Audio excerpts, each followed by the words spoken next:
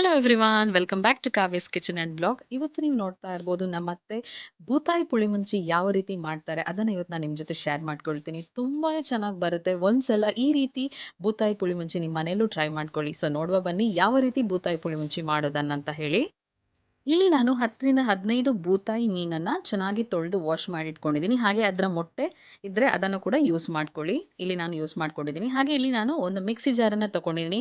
ಅದರಲ್ಲಿ ಹುರಿದುಕೊಂಡಿರುವಂತ ಕೊತ್ತಂಬರಿ 2ರಿಂದ 3 ಸ್ಪೂನಷ್ಟು ನಾನು ಹಾಕೊಳ್ತಾ ಇದ್ದೀನಿ. ಹಾಗೆ 2 ಸ್ಪೂನಷ್ಟು ಸಾಸಿವೆನ ಹಾಕೊಳ್ತಾ ಇದ್ದೀನಿ. ಹುರಿದುಕೊಂಡಿರುವಂತ ಸಾಸಿವೆ. ಹಾಗೆ 2 ಸ್ಪೂನಷ್ಟು ಜೀರಿಗೆ ಕೂಡ ಹಾಕೊಳ್ಳಿ. ಹಾಗೆ 1/4 ಸ್ಪೂನಷ್ಟು ಓಮ, ಹಾಗೆ 1/4 ಸ್ಪೂನಷ್ಟು ಮೆಂತೆ ಇದು ಕೂಡ ಹುರಿದುಕೊಂಡಿರುವಂಥದ್ದು. ಹಾಗೆ 1ರಿಂದ 2 ಸ್ಪೂನಷ್ಟು ಕಾಳುಮೆಣಸು ಇದು ಕೂಡ ಹುರಿದುಕೊಂಡಿರುವಂಥದ್ದು.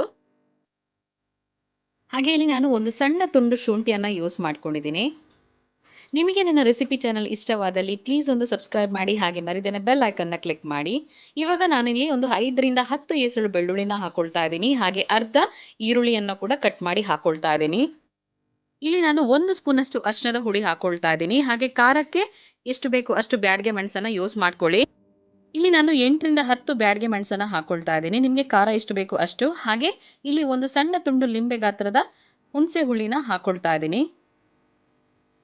ಇವಾಗ ಇದಕ್ಕೆ ಸ್ವಲ್ಪ ನೀರನ್ನ ಹಾಕೊಂಡು ನೀವು ಚೆನ್ನಾಗಿ ಇದನ್ನ ನೈಸ್ ಪೇಸ್ಟ್ ಆಗೋ ಹಾಗೆ ರುಬ್ಕೊಳ್ಬೇಕು. ಸೊ ನೋಡಿದ್ರಲ್ವಾ ಎಷ್ಟು ಚೆನ್ನಾಗಿ ನೈಸ್ ಪೇಸ್ಟ್ ಆಗೋ ಹಾಗೆ ನಾನು ರುಬ್ಕೊಂಡು ರೆಡಿ ಮಾಡಿ ಇಟ್ಕೊಂಡಿದ್ದೀನಿ. ಹಾಗೆ ಇವಾಗ ಇಲ್ಲಿ ನಾವು ಮೊದಲಿಗೆ ಬೆಳ್ಳುಳ್ಳಿ ಹಾಗೂ ಶುಂಠಿಯನ್ನ ಜಜ್ಜಿ ರೆಡಿ ಮಾಡಿ ಇಟ್ಕೊಳ್ಳೋಣ. ಸೊ ಈ ರೀತಿ ನಾವು ಜಜ್ಜಿ ರೆಡಿ ಮಾಡಿ ಇಟ್ಕೊಂಡ್ರೆ ತುಂಬಾನೇ ಚೆನ್ನಾಗಿ ಟೇಸ್ಟ್ ಬರುತ್ತೆ. ಮೊದಲಿಗೆ ನಾನಿಲ್ಲಿ ಒಂದು ಬಾಣಲೆನ ತಗೊಂಡಿದ್ದೀನಿ. ಅದರಲ್ಲಿ ಸ್ವಲ್ಪ ಎಣ್ಣೆನ ಹಾಕೊಂಡಿದ್ದೀನಿ. ಎಣ್ಣೆ ಬಿಸಿ ಆದ ನಂತರ ಇದಕ್ಕೆ ಅರ್ಧ ಸ್ಪೂನಷ್ಟು ಸಾಸಿವೆನ ಹಾಕೊಂಡಿದ್ದೀನಿ. ಇವಾಗ ಇಲ್ಲಿ ಸಾಸಿವೆ ಚೆನ್ನಾಗಿ ಸಿಡ್ದ ನಂತರ ಇದಕ್ಕೆ ನೀವು ಜಜ್ಜಿಕೊಂಡಿರುವಂಥ ಶುಂಠಿ ಹಾಗೂ ಬೆಳ್ಳುಳ್ಳಿಯ ಪೇಸ್ಟನ್ನು ಹಾಕೊಳ್ಳಿ. ಇದನ್ನು ಇವಾಗ ನೀವು ಚೆನ್ನಾಗಿ ಫ್ರೈ ಮಾಡ್ಕೊಳ್ಬೇಕು. ನಿಮಗೆ ನನ್ನ ರೆಸಿಪಿ ಚಾನಲ್ ಇಷ್ಟವಾದಲ್ಲಿ ಪ್ಲೀಸ್ ಒಂದು ಸಬ್ಸ್ಕ್ರೈಬ್ ಮಾಡಿ, ಹಾಗೆ ಬೆಲ್ ಐಕನ್ನ ಕ್ಲಿಕ್ ಮಾಡಿ. ಸೊ ನೀವು ನನ್ನ ಚಾನಲ್ಗೆ ಸಬ್ಸ್ಕ್ರೈಬ್ ಆದರೆ ನಾನು ಹಾಕುವಂಥ ರೆಸಿಪಿ ಹಾಗೂ ವ್ಲಾಗ್ಸ್ನ ಅಪ್ಡೇಟ್ಸ್ ಕೂಡ ಸಿಗುತ್ತೆ. ಹಾಗೆ ಬೆಲ್ ಐಕನ್ನ ಕ್ಲಿಕ್ ಮಾಡಿದರೆ ನೋಟಿಫಿಕೇಶನ್ ಕೂಡ ಸಿಗುತ್ತೆ. ಇವಾಗ ಈ ಒಗ್ಗರಣೆಗೆ ನಾವು ಕಟ್ ಮಾಡ್ಕೊಂಡಿರುವಂಥ ಈರುಳ್ಳಿ ಹಾಗೂ ಕಾಯಿಮೆಣಸನ್ನು ಹಾಕೊಂಡು ಚೆನ್ನಾಗಿ ಇದನ್ನು ಫ್ರೈ ಮಾಡ್ಕೊಳ್ಬೇಕು. ಇವಾಗ ನಾನಿಲ್ಲಿ ಕರ್ಬೇವು ಸೊಪ್ಪನ್ನು ಹಾಕೊಳ್ತಾ ಇದ್ದೀನಿ. ಕರ್ಬೇವು ಸೊಪ್ಪು ಹಾಕೊಂಡ್ರೆ ತುಂಬಾ ಚೆನ್ನಾಗಿ ಫ್ಲೇವರ್ ಬರುತ್ತೆ, ಅದಕ್ಕೋಸ್ಕರ. ಸೊ ಈ ರೀತಿ ನೀವು ಒಗ್ಗರಣೆ ಎಲ್ಲ ಮಾಡಿಕೊಂಡು ಮಸಾಲಾನ ಹಾಕ್ಕೊಂಡು ಅದನ್ನು ಚೆನ್ನಾಗಿ ಕುದಿಯೋಕೆ ಇಟ್ಕೊಂಡ್ರೆ ತುಂಬಾ ಚೆನ್ನಾಗಾಗುತ್ತೆ ಬೂತಾಯಿ ಪುಳಿಮುಂಚಿ. ಒಂದ್ಸಲ ನೀವು ಕೂಡ ಟ್ರೈ ಮಾಡ್ಕೊಳ್ಳಿ. ಇವಾಗ ರುಬ್ಕೊಂಡಿರುವಂಥ ಮಸಾಲಾನ ಈ ಒಗ್ಗರಣೆಗೆ ಹಾಕೊಳ್ತಾ ಇದ್ದೀನಿ.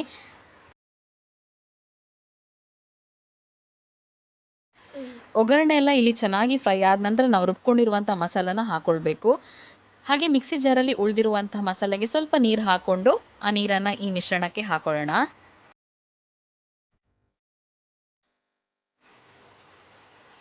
ನೋಡ್ತಾ ಇರ್ಬೋದು ಇಲ್ಲಿ ನಾನು ನೀರನ್ನು ಹಾಕ್ಕೊಂಡಿದ್ದೀನಿ.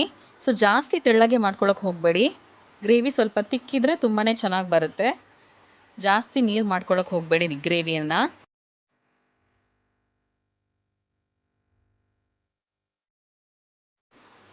ಇವಾಗ ನೋಡಿದ್ರಲ್ಲ ಎಷ್ಟು ಕನ್ಸಿಸ್ಟೆನ್ಸಿ ಬೇಕು ಅಂತ ಹೇಳಿ. ಇವಾಗ ಇದನ್ನು ನಾವು ಕುದಿಯೋಕೆ ಇಟ್ಕೊಳ್ಬೇಕು. ಸೊ ಚೆನ್ನಾಗಿ ಇದು ಕುದ್ದ ನಂತರ ನಾವು ರುಚಿಗೆ ತಕ್ಕಷ್ಟು ಉಪ್ಪನ್ನು ಹಾಕ್ಕೊಳ್ಬೇಕು.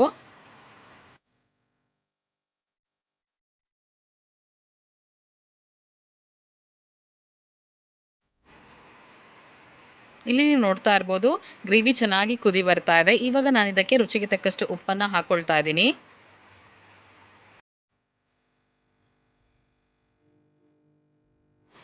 ಇಲ್ಲಿ ನೀವು ನೋಡ್ತಾ ಇರ್ಬೋದು ನಾನು ಕಟ್ ಮಾಡಿ ಇಟ್ಕೊಂಡಿರುವಂಥ ಬೂತಾಯಿ ಮೀನನ್ನು ಈ ಗ್ರೇವಿಗೆ ಹಾಕೊಳ್ತಾ ಇದ್ದೀನಿ. ಸೊ ಗ್ರೇವಿ ಚೆನ್ನಾಗಿ ಇಲ್ಲಿ ಕುದಿ ಬಂದ ನಂತರ ನಾವು ಫಿಶನ್ನು ಹಾಕ್ಕೊಳ್ಬೇಕು.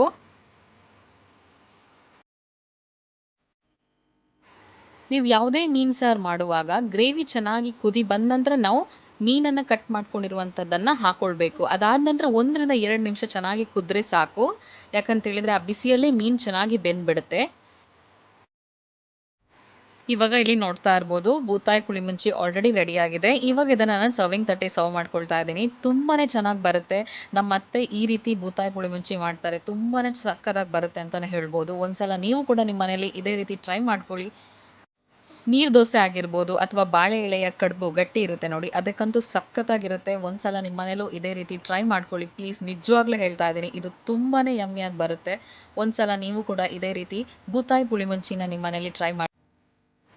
ನಾಳೆ ಇನ್ನೊಂದು ಹೊಸ ರೆಸಿಪಿ ನಿಮ್ಮ ಜೊತೆ ಶೇರ್ ಮಾಡ್ಕೊಳ್ತೀನಿ. ಅಲ್ಲಿವರೆಗೂ ಇದೇ ರೀತಿ ನನ್ನ ಚಾನಲ್‌ಗೆ ಸಪೋರ್ಟ್ ಮಾಡ್ತಾ ಇರಿ. ನಿಮಗೆ ಇಷ್ಟ ಆದರೆ ಪ್ಲೀಸ್ ನನ್ನ ಚಾನಲ್‌ಗೆ ಸಬ್ಸ್ಕ್ರೈಬ್ ಆಗಿ ಹಾಗೆ ಮರಿದೇನೆ ಬೆಲ್ ಐಕಾನ್‌ನ ಕ್ಲಿಕ್ ಮಾಡಿ. Thank you friends.